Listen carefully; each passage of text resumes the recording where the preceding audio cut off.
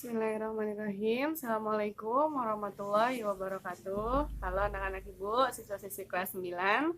Karena ini pelajaran ketiga, kita langsung mulai aja ya. Masuk materi yang ke-11, IPS kelas 9. Silakan disiapkan buku paket IPS-nya.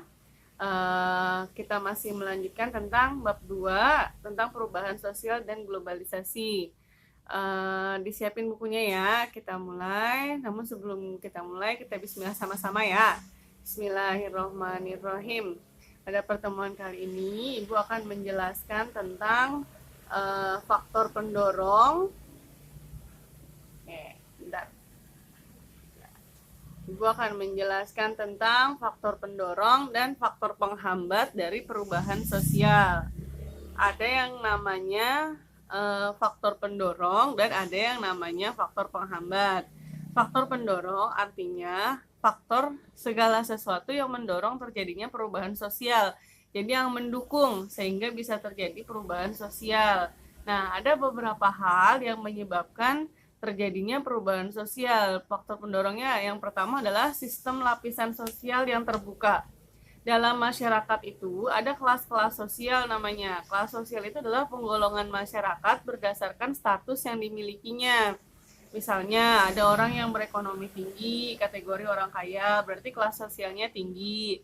Ada orang yang ekonominya di bawah, berarti kategori kelas sosial ekonomi rendah. Nah, itu namanya sistem lapisan sosial.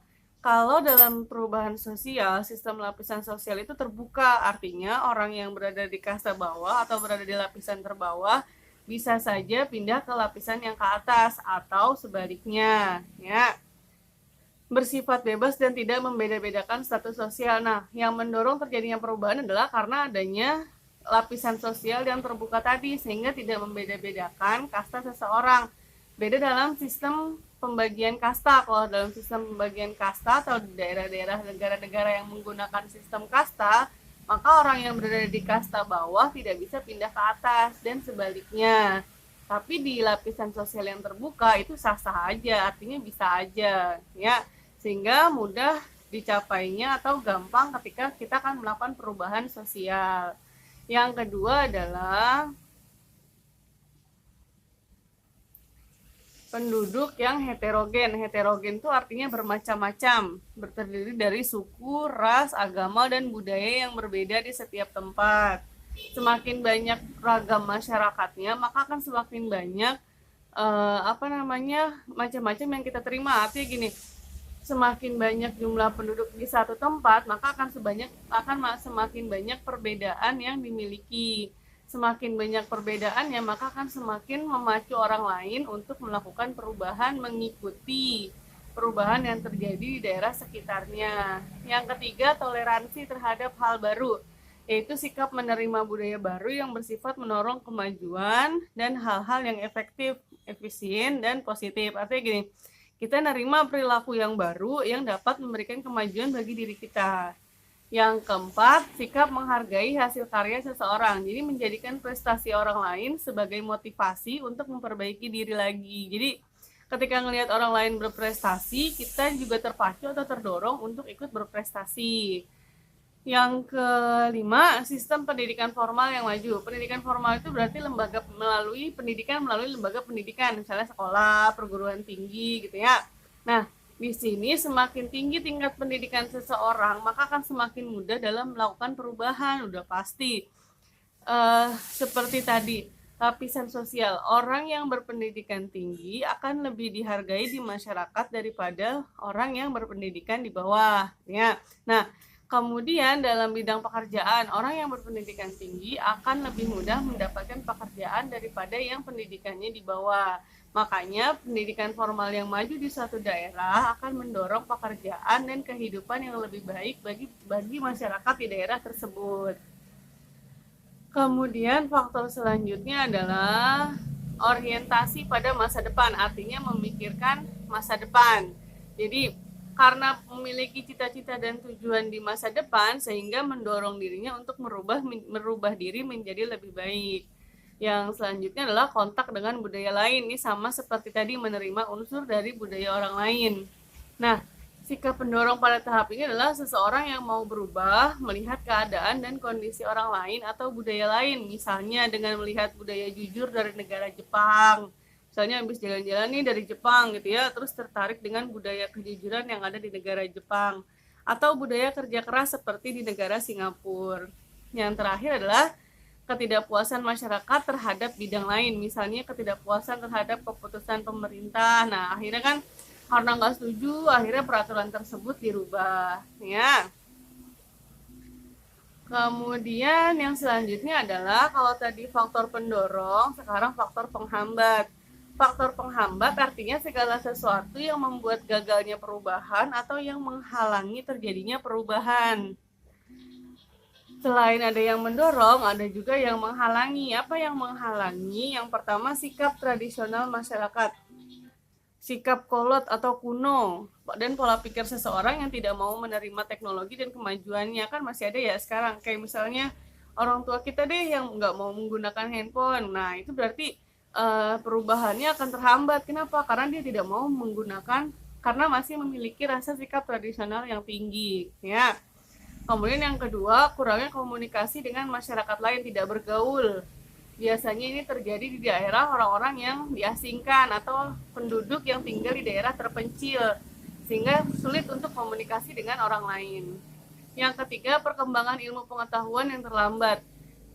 Bisa jadi karena daerahnya atau bisa juga karena masyarakatnya tidak mau menerima ilmu pengetahuan tersebut. Misalnya kayak saudara kita di Papua, kan mereka tidak mau menerima pendidikan formal yang maju gitu ya, sebagian, walaupun sebagian sudah menjadi kehidupan yang baik. Nah, kalau misalkan pendidikan atau ilmu pengetahuan tadi tidak diterima dengan cepat, maka mau nggak mau perubahan dalam diri kita juga akan terhambat. Kayak misalnya gini, kayak sekarang belajar online. Nah, kamu nggak belajar online, itu sama aja kamu terlambat dalam menerima ilmu pengetahuan. Kenapa?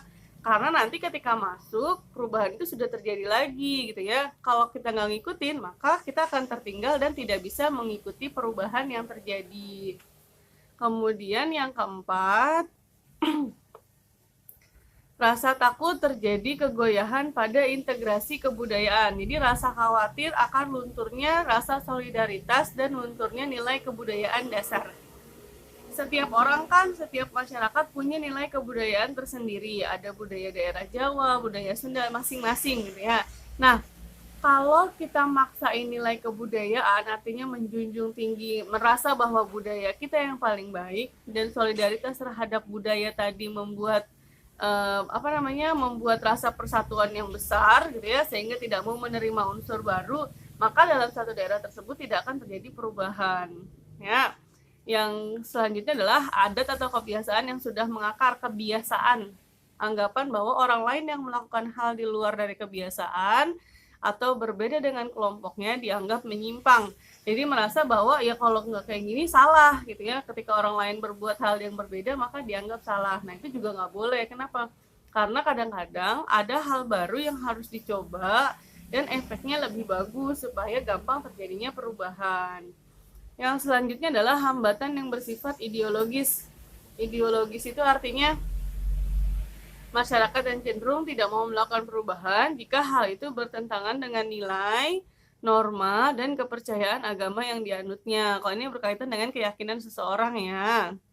Yang selanjutnya adalah adanya keinginan yang tertanam kuat. Munculnya anggapan sekelompok orang yang berusaha mempertahankan keinginan atau kepentingan golongannya dan menganggap bahwa kebudayaannya adalah yang paling baik. Ini hampir sama dengan takut terjadinya integrasi kegoyahan kebudayaan gitu ya. Jadi merasa bahwa budayanya adalah budaya yang paling baik sehingga orang lain harus mengikuti pola kebudayaan dia. Jadi nggak mau berubah, pokoknya tetap seperti itu ya. Kemudian selanjutnya adalah prasangka terhadap hal baru. Artinya punya rasa khawatir yang berlebihan dalam menerima hal baru. Takut nggak bisa, takut salah, takut nanti hasilnya tidak baik. Nah, seperti ini takut duluan sebelum mencoba. Nah, itu tadi hal-hal yang dapat menghambat terjadinya proses perubahan sosial. Nah, itu semua harus dihilangkan supaya apa? Supaya perubahan dalam kehidupan kita, dalam bersosial, dalam bermasyarakat, itu semua bisa berubah ya. Nah, Yang selanjutnya adalah proses perubahan sosial budaya. Ada 3 tahapan dalam proses perubahan. Yang pertama namanya akulturasi. Akulturasi yaitu pertemuan antara dua kebudayaan yang berbeda dengan tidak menghilangkan, ada kata tidak menghilangkan unsur budaya asli. Jadi dipadukan antara budaya lama dengan budaya baru atau dua budaya yang berbeda atau lebih, tapi tidak menghilangkan unsur budaya aslinya. Jadi budaya aslinya masih ada. Contohnya adalah Masjid Menara Kudus. Di Kudus ada satu masjid yang merupakan menara masjid yang merupakan perpaduan antara budaya dari agama Hindu dengan agama Islam. Ya, nah itu salah satu bentuknya. Yang kedua, asimilasi.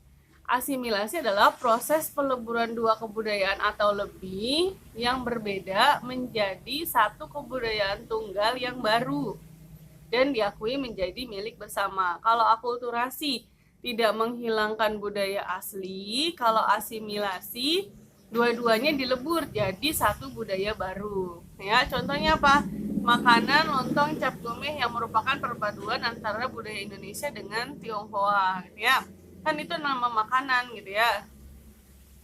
Lanjut. Yang ketiga namanya difusi.